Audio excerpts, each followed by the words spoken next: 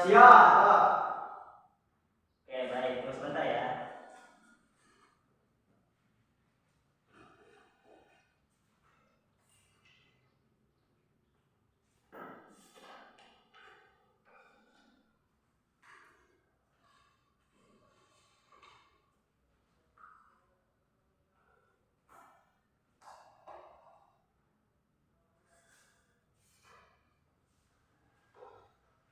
Oke.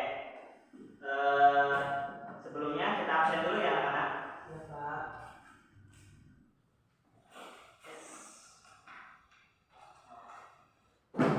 Baik, Bapak absen dulu.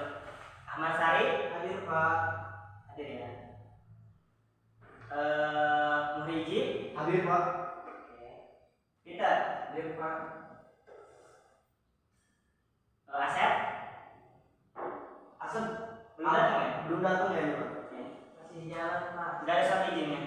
Belum, Pak. Soalnya tadi bilang katanya dia anak siangan katanya. Oke, berarti apa ya? Iya, Pak. Oke. Udah siap belajar anak-anak? Siap, Siap. Pak. Oke. Hari ini kita akan belajar di pertemuan pertama di kelas 10 ini. Materinya mengenai nilai-nilai Pancasila dalam kerangka praktik penyelenggaraan pemerintah negara. Nah, materi yang hari ini kita akan pelajari yang pertama dulu, yaitu sistem pembagian kekuasaan di Indonesia. Sebelumnya ada yang tahu nggak sistem pembagian kekuasaan Indonesia itu dibagi menjadi berapa? Izin menjawab, Pak. Oke, silakan awal. Setahu saya itu ada 3. Yang pertama itu ada legislatif, Legislatif. ya. Terus ada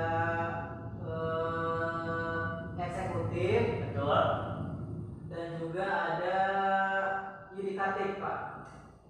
Yudikatif ya. Iya, Pak. Baik.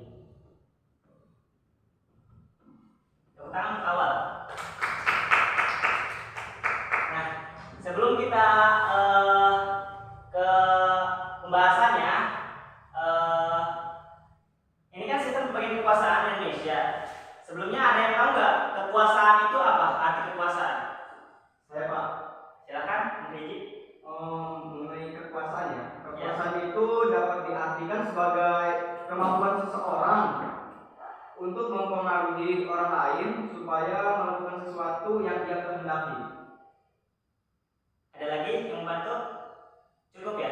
Oke, terima kasih. Tepuk tangan untuk Riji. Oke, itu dia ya yang dinamakan kekuasaan. Nah, selanjutnya kita akan ke materi, yaitu kekuasaan di negara. Yang tadi sudah awal katakan, yaitu ada kekuasaan legislatif, kekuasaan eksekutif, dan kekuasaan yudikatif. Nah, apa sih kekuasaan legislatif itu? Nah, kekuasaan legislatif itu jadi kekuasaan di mana anggota-anggota legislatif ini memiliki wewenang dalam merumuskan undang-undang, menetapkan undang-undang, mengubah isi, dan menetapkan undang-undang dasar. Itu dilakukan oleh MPR ya.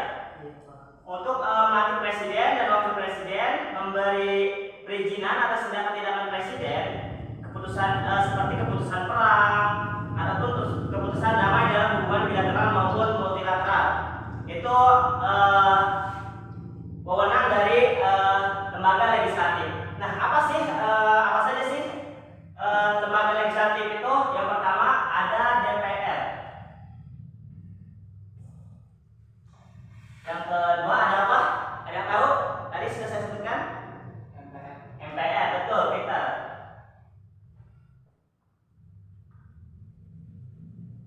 MPR ya.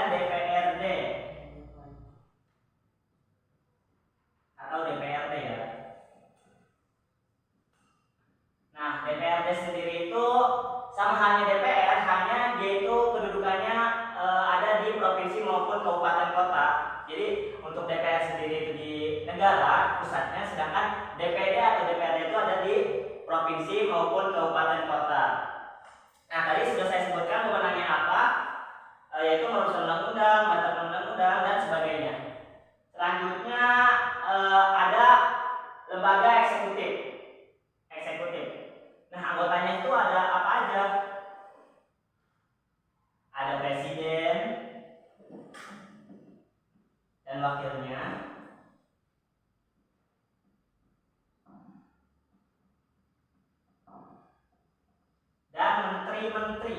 Jadi menteri-menteri itu termasuk kebagian lembaga eksekutif ya, adik-adik.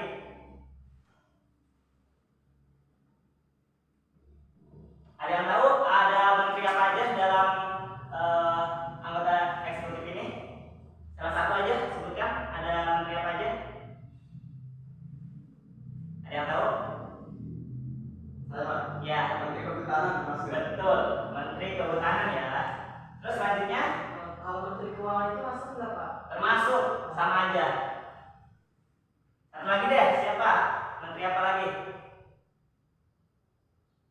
Menteri Kelautan ya, anak-anak. Jadi menteri-menteri yang ada yang kalian ketahui itu sama seperti presiden dan wakil presiden. Mereka itu adalah anggota eksekutif, di mana tugas menteri sendiri adalah membantu kegiatan presiden. Seperti ada menteri luar negeri, jadi membantu presiden dalam hubungan luar negeri, ada antara hubungan bilateral maupun multilateral, gitu ya. Nah, selanjutnya Bapak akan ini terangkan itu lembaga yudikatif. Maaf kelewat. Jadi lembaga eksekutif kewenangannya apa aja? Yang pertama, menyelenggarakan pemerintahan. Tugasnya itu menyelenggarakan pemerintahan.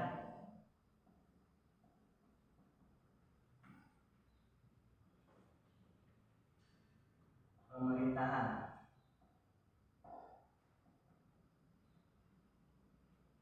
Selanjutnya yaitu melaksanakan undang-undang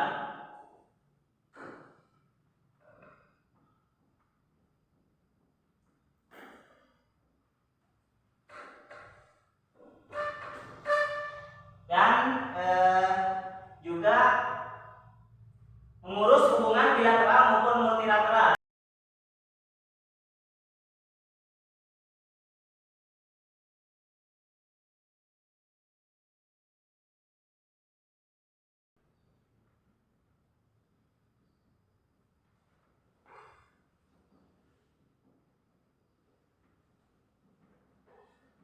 Nah, biasanya hubungan internasional ini oleh presiden dilimpahkan kepada menteri luar negeri, kayak gitu, seperti yang telah Bapak sebutkan tadi. Selanjutnya ada lembaga yudikatif yang terakhir. Ada yang tahu nggak anggota lembaga yudikatif itu ada apa aja? Saya Pak. Silahkan ya. Jadi anggota yudikatif itu yang pertama Mahkamah Agung, Mahkamah Agung, MA ya. Terus apa lagi? Mahkamah Konstitusi, Mahkamah Konstitusi atau MK. Dan yang terakhir, Komisi Yudisial. betul, bukan Peter.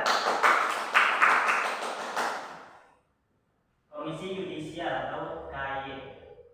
Nah, itu tadi seperti yang telah Peter sebutkan, ada Mahkamah Agung, Mahkamah Konstitusi, dan Komisi Yudisial. Nah, apa sih wewenang dari lembaga yudikatif ini? Yang pertama yaitu melakukan pengawasan atau memantau pelaksanaan undang-undang dasar dan hukum di Indonesia khususnya ya. Dan melakukan tugas-tugas sebagai lembaga peradilan, yaitu menguji kelayakan undang-undang dan pelaksanaannya. Jadi artinya pelaksanaannya itu seperti contohnya ada kasus pidana maupun perdata. Jadi yang berwenang dalam mengadili itu adalah lembaga yudikatif, lembaga kehakiman. Ada hakim, ada jaksa, dan lain-lain. Seperti itu ya anak-anak. Nah, sekarang kalian sudah tahu apa aja pembagian kekuasaan di Indonesia. Selanjutnya ada yang mau bertanyakan? Saya Pak mau bertanya ya. Ya, silakan.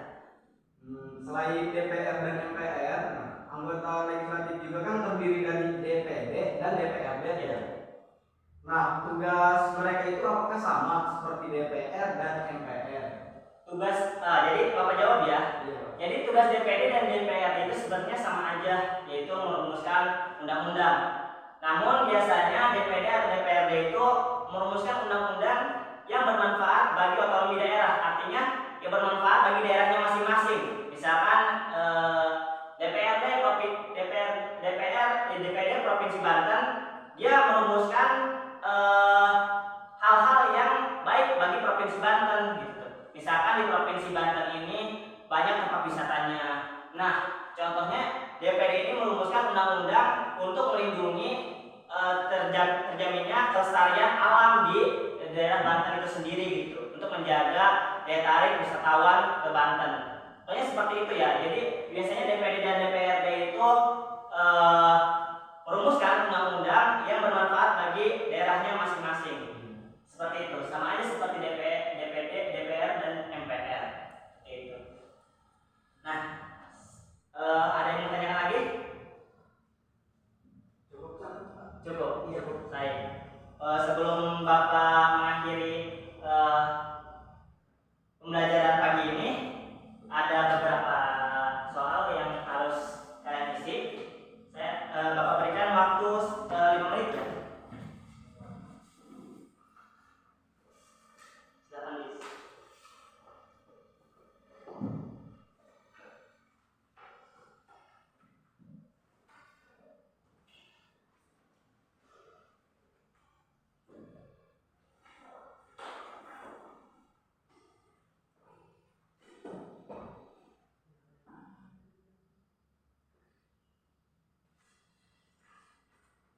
Yang sudah boleh dikumpulkan. Silakan yang sudah. Awal cepat sekali ya.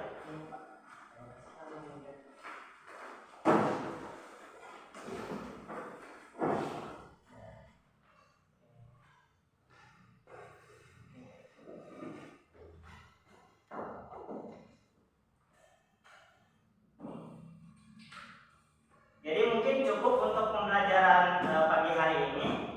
Di pertemuan selanjutnya kita akan membahas mengenai kedudukan dan fungsi Kementerian Negara Republik Indonesia dan lembaga-lembaga pemerintahan non kementerian. Seperti yang tadi saya sebutkan di